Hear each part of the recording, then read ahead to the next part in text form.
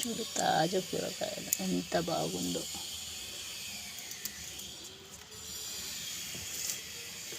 మామూలుగా కూడా ఉన్నాయి.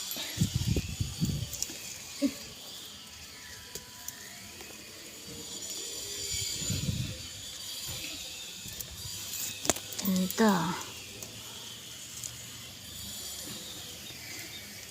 వీడియోలో అయితే చాలా పెద్దగా అవుతుంది కదా, అందుకని 2 సార్లు వేస్తున్నాను.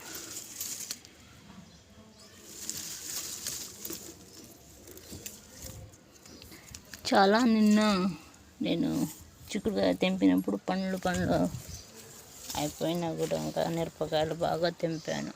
దానికి ఎర్రది చట్నీ చేశాను పుదీనా పెట్టి.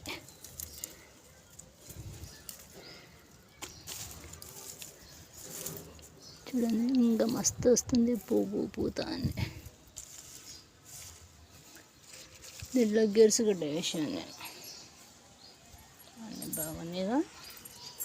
ఇది ఎంత క్యాబేజీ, ఫుల్ క్యాబేజీ, ఇంకా బత్త క్యాబేజీ ఉంటాయి కదా, అని పువ్వులు వస్తుంది బాగా.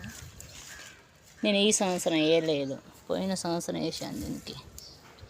కానీ నేను ఒకటే కాయ తీసాను దీంట్లో. నేను పోయిన సంవత్సరం బత్త క్యాబేజీ చూపిస్తాను.